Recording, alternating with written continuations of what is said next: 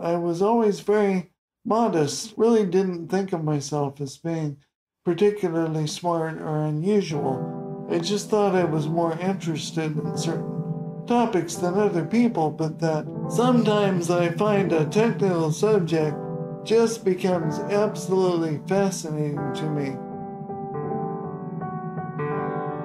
I can't think about anything else. When you learn a new computer technology, you can immediately put it to work by writing the software and be able to do things you couldn't do before.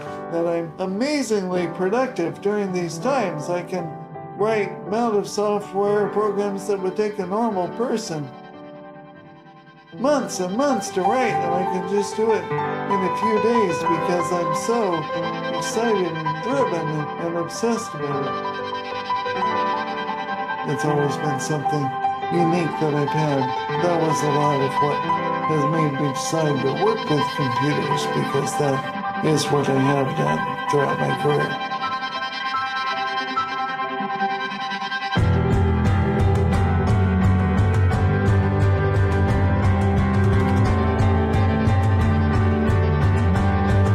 The innovators, the rule breakers, the misfits, not the status quo. This is Thriller Lightning.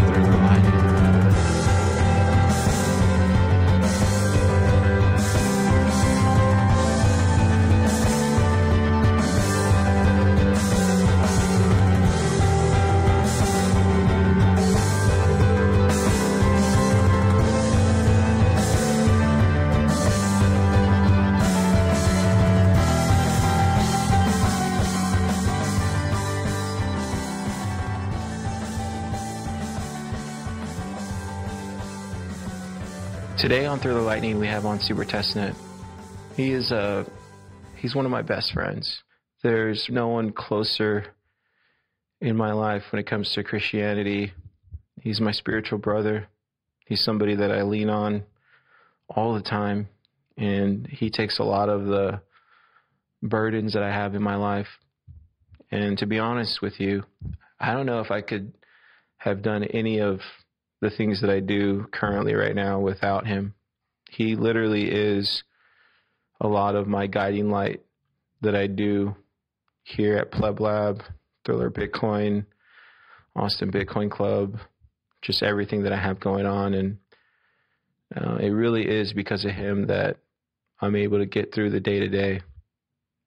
And this is just a conversation about Christianity, a little bit about lightning, but mostly about being a Christian in the Bitcoin space. Hope you guys enjoy. And maybe they'll come to life.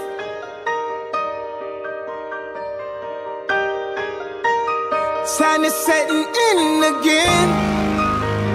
3, 2, 1, you pin. I'll go right back to the pen. Tell me how hard you been.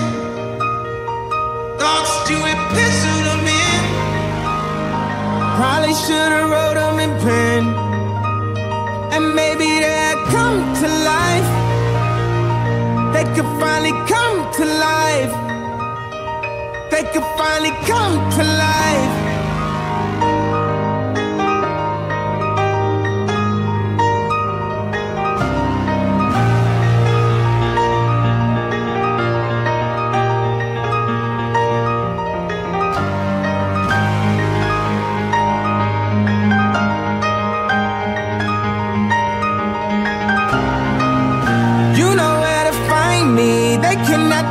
Me, so they crucify me. House of flames when I leave. Come and purify me. Come and sanctify me. You the air that I breathe. A ultra light beam.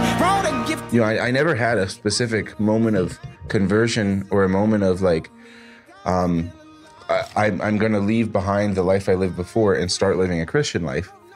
For me, it was always like some of my earliest memories and growing up was always that this was always one of the most important things in my life.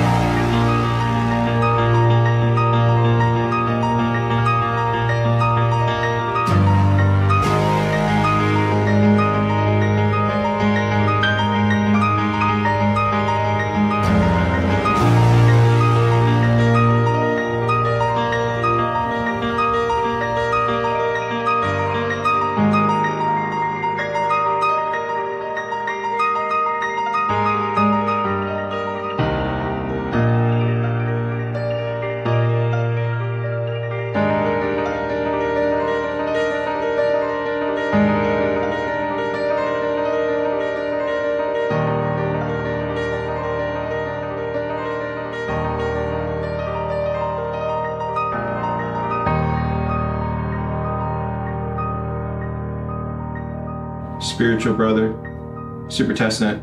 Hi, Car. Good to be here. Thanks for coming on the show. Not a problem, man. Always glad to be on your podcast. Man, I can't believe how far we've come. Isn't it great?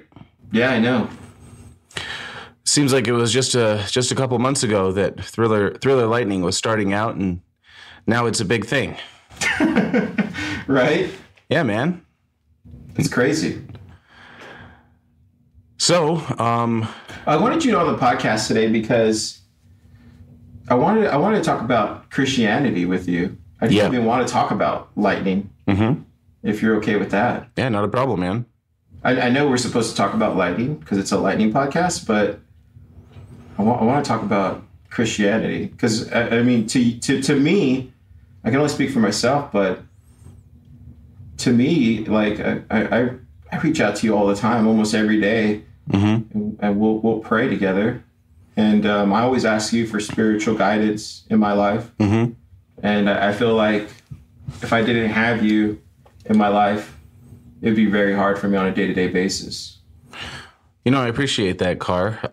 There's a lot of friends in my life who look at me as someone who they can talk to about spiritual things. You know, because I am a Christian and I'm outspoken about that, and it's an important part of my life. So I'm glad to be there for you and to be someone who you can talk to about that stuff. Yeah. So it was interesting. Like when you came into my life last year.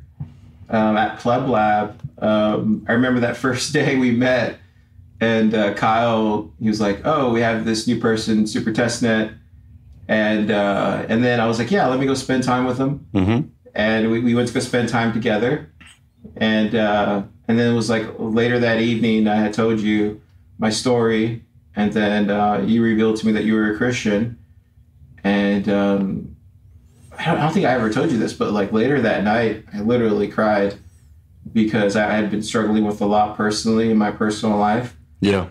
And I was just thanking God that he had sent, you were the first Christian brother that he had sent to me. And I was asking him for a sign to like keep this going.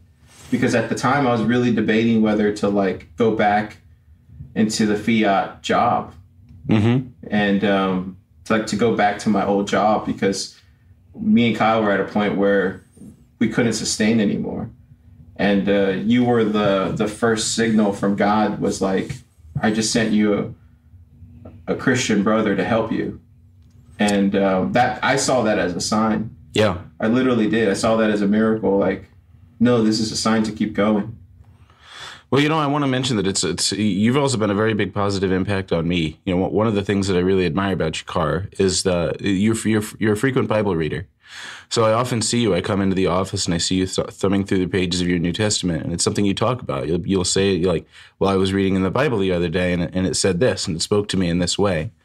And I think that's so inspiring. It's inspiring to see another Bitcoiner, well, just even another friend who's into the Bible and who uses it as a guide in his life. So I really appreciate and admire that about you. Yeah, I think I personally think like it's such a strong source of knowledge, right? Like I've told you this before. I feel like there's a reason why it's been around for so long. And yeah, sure, there's different versions of it, but like when you get down to like the root of it, it's still relatively there. And I mean, yeah, it's not going to be near perfect to where it was and all that, but I mean, I can speak for myself, and I feel like, you know, it's a lot of people had to die for that thing. Mm-hmm. A lot of people had to die for it to be passed down. You know, those first 300 years, a lot of people were crucified. A lot of people were beheaded. A lot of savagery back then. Yeah. And there was a reason people sacrificed for that thing to live on. Mm-hmm. And I think there's a reason for it. Like there's a reason why that Bible exists today and still comes through, and it still hits hard when you read it. And I think that has to be something, right, Super? It does, but I mean, there is a reason for it. It's I think it's God protecting His word. You know, he set up a scenario where he knew there would be people who were going to try to attack it, who were going to try to burn down the libraries and stuff like that. And so he set up and said, all right, I want people to make copies of this. I want people to hide it. I want people to put it underground and put it in caves, like in jars in a cave, and stick it there for 5,000 years, or not 5,000, but however many years, hundreds of years before somebody finds it again, so that we could have an accurate record of what he says. He participates in that process of preserving his word as well. Right. I read something today. Let me grab my phone. But it was pretty inspiring when I read it, and it was interesting because it really hit home. And I have this book that I read every morning, and then after I read the book, I pray. But it's like a reflection book, and it has like an everyday reflection, and it has a reflection, then it has a prayer. But today's reflection was really interesting. It said, Satan does not own any guns or bombs. He does not sell drugs or solicit prostitutes. His only weapon is to lie. All he can do is convince us to believe lies about God, ourselves, and our future. And all the evil he intends will follow. And then the prayer was, Jesus, inspire in us a great love for the truth, that we may know the freedom it brings and recognize the evil of lies and deception. And I thought that was very powerful to today's age, like the time that we're in right now, everything that we're seeing across the world. Like you just told me right now before we started this podcast about like the whole Canadian thing that's going on, and about the people that are at the borders and now they're going to get arrested if they're just hanging out protesting about all that stuff. Restrictions and lockdowns and things. Yeah, I think it really speaks to the need for community. There's a lot about what's going on in this day where there's separation between people, trying to keep people away from each other. And we need community. It's we're social creatures, and we're designed to have like families and stuff, and community members and churches. I see that a lot, even among Christian Bitcoiners. I see a lot of them saying things like, well, yeah, I'm Christian, I just don't go to church. It's like, well, I mean, but that's part of it, that's part of being Christian is God wants us together. He wants us to build one another up, bear one another's burdens. And it's, that's why he made us a body. He made us a community and not just silo Christians. Right. So some of the things I've seen lately, just out there, and some of the conversations that we've been having amongst ourselves in our community right now, just as Bitcoiners and with friends and stuff, a lot of us are, some are worried, and some of us are kind of banding together, but I think for the most of us, I think a lot of us are kind of ready. I don't know. I feel like I'm ready. I know I talk to others, and I feel like a lot of us are ready for what's ahead. Yeah. How do you feel? Yeah, I think if you got God in your life, then it helps a lot with being prepared. Because, he says in his word, he says not to worry about what tomorrow will bring, because today's got enough stuff to worry about. And I think that helps a lot with being ready, because if you have that mindset of, I'm going to take each day as it comes, you could be prepared for anything. So I don't know does that make sense? Or yeah, a little bit. Can you expand on it a little bit? Yeah, if you live every day relying on God to provide, He'll do it. Part of being prepared is being a godly person who says, I've got God in my life, and I'm going to rely on Him to provide what I need. And He does. He provides every day your daily bread and your daily needs. So I just see that very often in my life, that things work out where it's like, oh, I needed that to happen because of something that's coming up or whatever, and He provides. He puts something in your path so that you can get through it. Yeah, that's one of the things that's kind of astonished me about about becoming a Christian or coming back to Christianity in 2021 is that the daily miracles that you see, where you'll pray for something or pray for somebody or pray for your community or pray for a little bit of light in your life. Mm-hmm. And then it just magically happens. And I hate to use the word magic because it's not magic, it's God. But I remember the first couple of times when it happened, I was like, whoa, I was stunned. I was like, what is going on? I was like literally stunned. Sounds like you have a pretty cool story there. Do you want to share it? Sure, I'll share it. There was this one time I was going to church. I was running late. I was literally running late to church. Mm-hmm. I was trying to attend the afternoon session because I was just running late.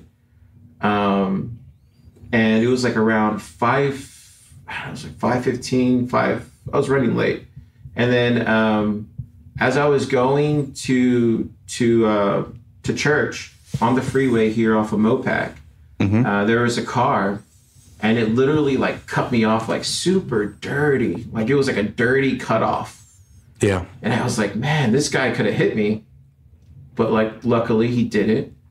But by him cutting me off, I missed my turn that I was supposed to get to. Mm-hmm. So now I was going to be even more late. So I had to take the long way.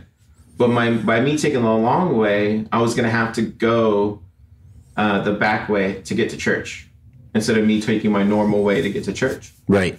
So I had to take the long way. So I took the long way, went out this way, but right there on the turning lane, I see this man. And like this homeless man was like literally like wobbling almost to the point to where he looked like he was about to like, he just did not look good.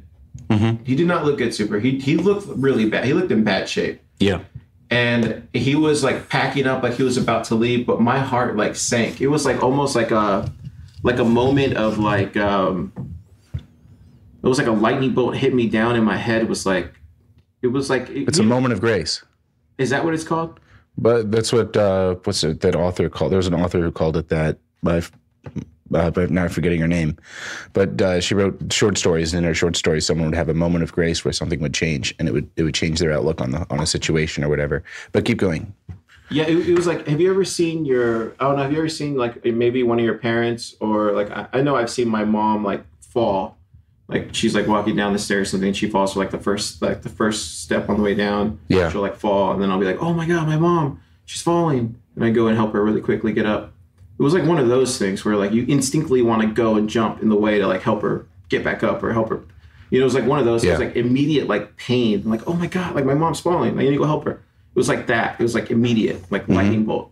And so when I saw this guy, I was like, oh no, I got to go help. It was like that kind of pain hit me that hard. Yeah. And so I was like, but I got to go to church. But it was like, no. And so what I did was like I pulled around, literally pulled into the grass. Like I didn't even think like twice. It was like, I'm going to pull into the grass, you know, and like help him.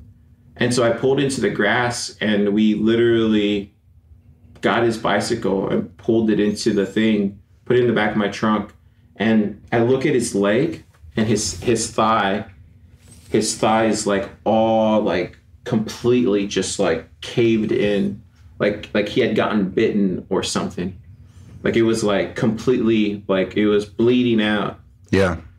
And I was like, sir, you look like you are hurt really, really bad. Do you need to go to the hospital? He's like, I just came from the hospital. They've already cleaned it up, but I don't have any bandages. I don't have anything to clean this up. And I was like, well, we need to take you to like H-E-B or Walgreens to get you some bandages and stuff. So I took him to H-E-B. I took him to like get bandages and stuff. And then I was like, do you need food? Like, do you need like something? And yeah, sure enough, like he needed food. We got him food. He had and all nothing. this stuff. He had nothing. He literally had nothing. And so what we ended up doing is like we ended up getting him food and all this stuff. And literally what happened was like that. I think I was with Kyle already at that point, and I just didn't have a lot of money. I think I had like my last $200, and like I ended up using my last $200 to help him instead. But it was like he needed it more than I do. it didn't matter. Right. It didn't matter. Yeah, and you've also got like good social connections. You got friends. You got a stable support group. Yeah, and like it didn't matter at the end of the day. Right. Like, I could go get a job. I can go make money some other way, but this man can't do that. Right. He literally can't do that. And it looked like if I didn't help him, that leg could have been amputated. Mm-hmm. That's how I looked at it. It was just like clearly obvious. And so that's why I feel like those kind of miracles that happen, like God puts you in those situations to help for a reason. Mm-hmm. And he's giving you that choice. You can either help that individual or you can't help that individual. And he's testing you to help them or not. And if you have the means to help them, you should help them. And I hear this a lot amongst regular people who don't go to church and the people that do go to church. And I've realized that time and time again, people will say, well, how do you know they're not going to use it on drugs? Or how do you know they're not going to use it on beer? Or how do you know? And it's like, no, that's besides the point. Mm-hmm. Like it's not for you to judge. Like it's for them to make that. That's a decision. That's something that they have to live with God. Mm-hmm. Right. Like it's like that story, like that they say is like, that's something that he's going to have to go with God, and God is going to talk to him about that when he gets up right. to heaven. He's going to be like, I sent a Christian. Mm-hmm. A Christian gave you money, gave you food, gave you all this stuff, and then you went and sold it, or he gave you money to help you. And you, instead of you doing that, you went and bought it on booze instead. Sure. So it's like one of those things where you have to, that's how I look at it very simply. It's like, you're supposed to help them. We're all God's creatures, and it's that simple. I used to volunteer at Catholic Charities once, and one of the things that I learned there was about because they have these food pantries all over the country, and people will come into the food pantries, and if you let them, they'll take everything. They'll come in there with a grocery card, take everything, come in the next day, take everything, and you find out they go out and they sell it on the streets and stuff, and they're not. And what they told me at Catholic Charities was that they have to place rate limits on what people can come in and get, and they have to check were you here in the last 3 days or whatever, because if they don't, then other people who need that stuff won't be able to get it, because there's people who are going to profiteer off of your generosity. And so they put rate limits on stuff, and they're like, all right, we're gonna. They take measures to ensure that stuff doesn't happen. But it can look like, someone can easily come into one of those places and be like, well, that person wanted food and you wouldn't give it to them. It's like, well, but you don't know the full story there. They were here 2 days ago. They got their ration of food for a whole week. And then they come in here 2 days later saying they need it again. And we have to put rate limits on this stuff. So I'm reminded of that example a lot. There are people who really need our care. They really need our money. They really need our attention. They really need our charity. And then there are people who are trying to profiteer off of us, and finding a way to set boundaries and to help people or put your money where it's really needed is a good skill to learn. Yeah. So I guess one of the other things I wanted to ask you about was kind of how was your upbringing when it came to becoming a Christian, or for you becoming Catholic? Like how did that? Mm-hmm. Did you go as a early? Yeah, so from the time I was born and the time I was raised, my parents were always very strongly Catholic. It was a very important part of their identity. Early memories I have is like my parents would sit us down on the couch in the evenings and read us stories out of the Bible, like starting in Genesis. they just read us what was going on in the scriptures, and when you have an upbringing like that, it has an effect. It leaves an impression. My mom would take us to church, not just on Sundays and on holy days, but also on she would go several times a week, and she'd take us with her. And it wasn't just that. It was like she would volunteer for church activities, like go and staff a booth at the local county fair, or even help find other people to do it too. And when you live that kind of life, and it's always been important to you, it has an effect. So for me, I never had a specific moment of conversion or a moment of like, I'm going to leave behind the life I lived before and start living a Christian life. For me, it was always like some of my earliest memories and growing up was always that this was always one of the most important things in my life, the most important thing, not one of. So yeah, I don't know. It's probably a unique. I think most people who I talk to have a moment of conversion where they decide I'm going to leave behind an old life and adopt a new one. But there's a scripture verse about a guy named Timothy who was a protege of St. Paul, and St. Paul writes to Timothy and he says, "Stir up the gift that has been in you since your youth, since your grandmother Lois was a Christian." And I think that there's some people who don't have, a moment of, or at least a single identifiable moment of conversion where their life changes. But there's some people who've been Christian from their youth, and I'm one of those. So yeah, that's pretty interesting. And when you came into the Bitcoin space, did you let people know that you were a Christian, or how did that kind of come out when you were around other Bitcoiners? Yeah, I think it comes out. A lot of people notice some things about me. I don't cuss. I don't smoke. I don't drink. Well, I mean, not that there's anything wrong with smoking or drinking inherently, but I don't know. There's things about me that remind people this person's a little different. And sometimes when they notice that, they'll ask, or even it won't just be an ask. It'll just be like, can you come out with us on this time? Or like, oh, no, that's when I'm going to church or something like that. So the fact that I'm a Christian ends up coming out through conversation because I'm not trying to hide it. So yeah, I don't always go, and sometimes I wear shirts. I wear shirts that have Christian symbols on them or the word Catholic on it or something like that. So people see that and they figure it out, I guess, that I'm a Christian. Yeah. Do you find it like just being a Christian and in Bitcoin? Do you find it a little bit easier these days as opposed to where it was when you first got in? I mean, I don't mean like easier, not just for you, but I mean for as the community grows and grows and grows.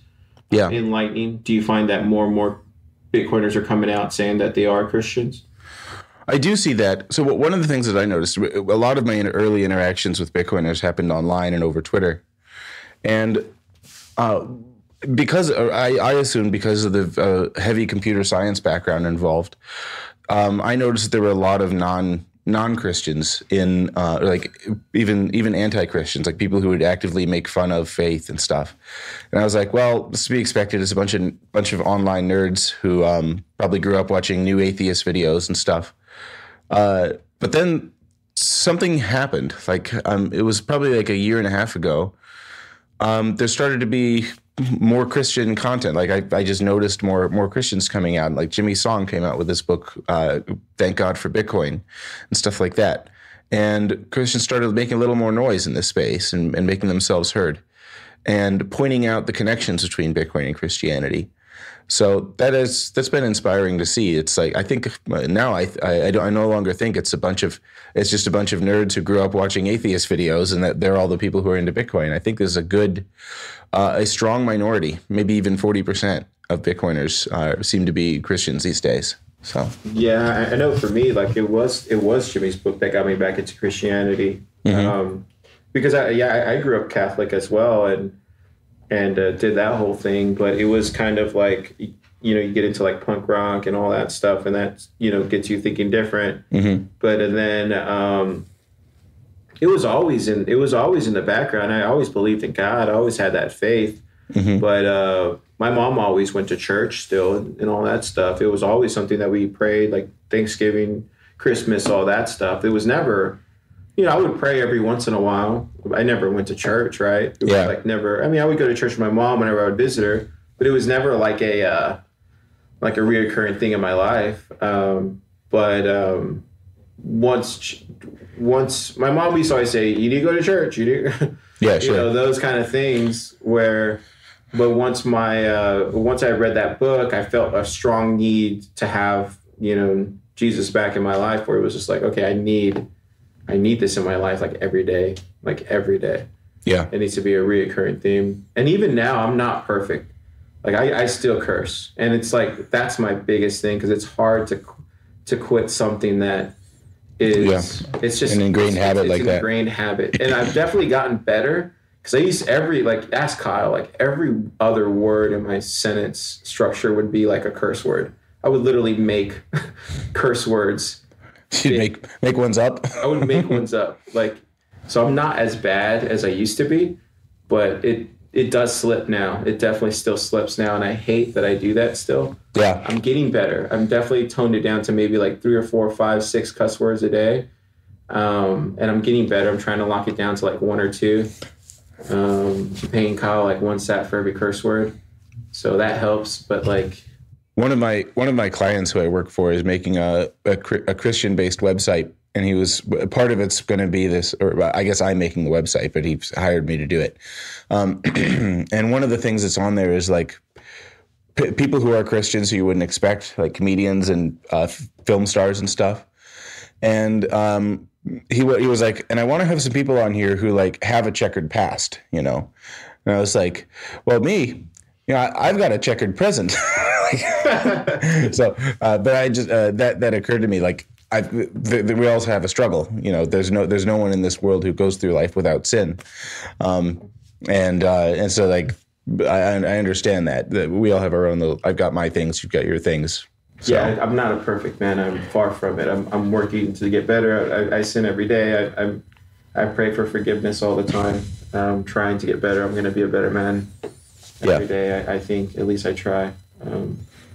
What do you feel like inside the space that we as Christian Bitcoiners could do to I don't want to use the word advocates because that's just like sounds really dumb, but like what could we be better at?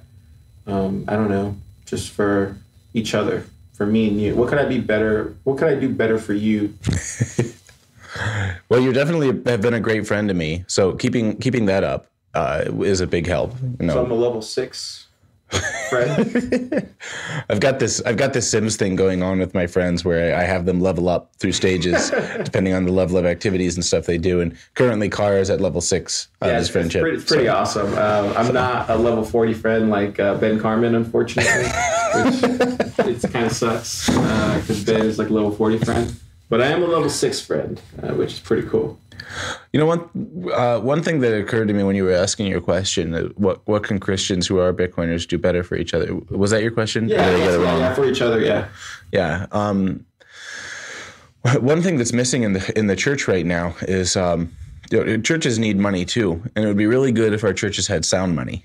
So I think getting on the stick about inviting churches to take Bitcoin as for tithes or get Bitcoin as one of the donation options on their website would be great. And then teaching them about sound money and holding it and riding out the waves of adoption is something that is missing right now. So I don't know. That is, in a sense, that's not doing something on an individual level for one another, but it's doing something for on the corporate level for the church. We need to figure that out, right? Like maybe I can do that.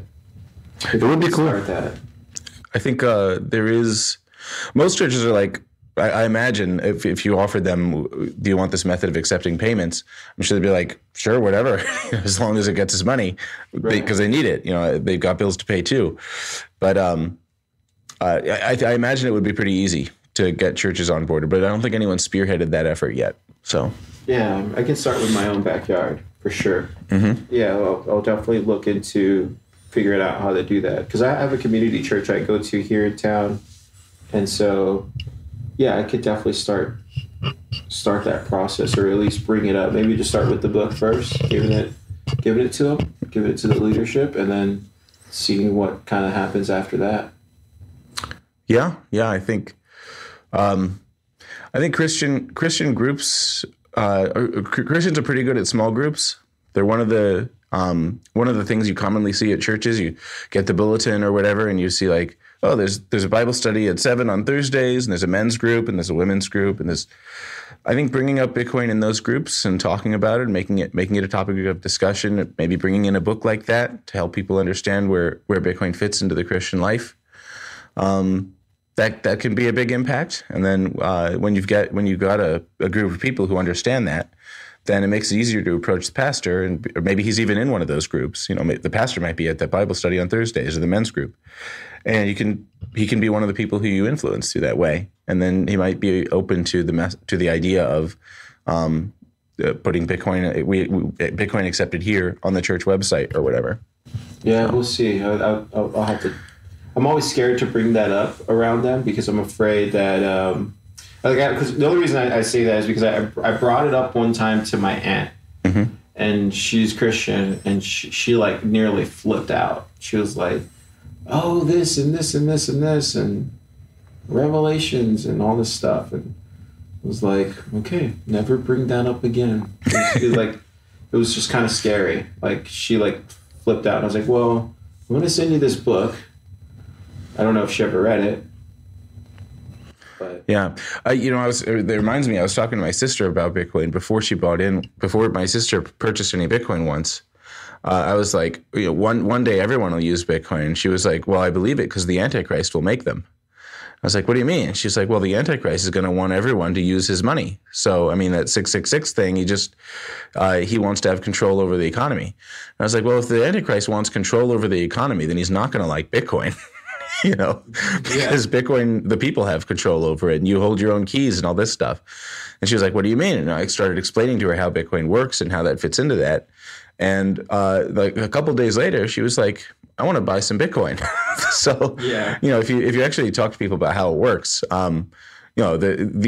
the Antichrist is not going to like Bitcoin, and that can be an entry point for someone who thinks that. Yeah. Maybe once I send them once I talk to the fellowship there, I'll bring you along, Super, and then we'll orange pill them together. That'd be great. That'd be great, right? It'll just be a tag team effort. Yeah, I think that is a good idea though. Like starting with our own backyard, getting some churches to at least accept Bitcoin. Mm-hmm. And then this way we can start. I think that would be a good effort what we can do, at least as Bitcoiners. Yeah, and like one of the things I do is I build websites for people, and some of my clients occasionally are people who are involved in the church in some way. So if you have a website and you're like, do you want to have a store on your website? Do you want to have merchandise, or do you want to accept donations or whatever? I'm like, sure. And you're like, okay, here's what I recommend. And you can get you can accept Stripe, you can accept credit cards, you can accept PayPal, and you can accept Bitcoin. How does that sound? And I was like, yeah, sounds good. Let's do that. You just make it an ordinary thing, an ordinary part of building out those structures of a website. Yeah. It can have a really big impact. Yeah, that's a good idea. One of the other things I wanted to ask you was, I guess we should probably talk a little bit about Lightning since it's a thing these days. So what have you been working on these days? I know here at Pleb Lab you're doing Lightning Escrow stuff, but I know you're doing some other stuff. Are you doing stuff with Fiat Jeff? I know Keon mentioned that. Yeah, I can. Not coding wise, I haven't coded anything for Fiat Jeff lately. But what I contribute to his Noster Telegram group. So he's got this piece of software that he's been writing called Noster, which is a way of storing and retrieving data that could potentially one day be decentralized. But right now it's not decentralized yet, but it's got the potential for that, which is pretty cool. So I contribute to his Telegram channel where we discuss improvements we can make to the protocol, how to add new features and stuff. That's probably what you're thinking of. Oh, okay. Yeah, we were talking about it yesterday on Stacker News Live about, what it was and all this stuff like that. But yeah, anything else that you've been working on that's really interesting? Or I guess that you can talk about publicly? The biggest thing I've been working on has been Lightning Escrow. And I have a bunch of ideas for things I want to do when it's done, when it's ready, and when I can hand it off to the next engineer. So I could talk about some of those, but maybe we should save that for future episodes. Cool. Well, thank you so much, Super, for coming on and talking about Christianity. I really appreciate it. Where can everybody find you? You can find me on Twitter at Geistlight, GeistLight, On Telegram, I am Super Testnet. That's all one word, Super, and then Testnet. And those are the best places to reach me. Oh, my GitHub, github.com/supertestnet. So, well, thank you for being a great friend. I love you. And thank you for being my spiritual brother through this crazy times that we're living in. Amen, God. I love you too. Let's keep building up the body of Christ.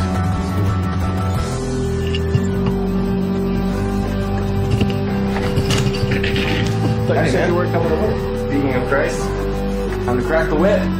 Whoosh! You said you weren't coming to work. We recorded an episode of this podcast.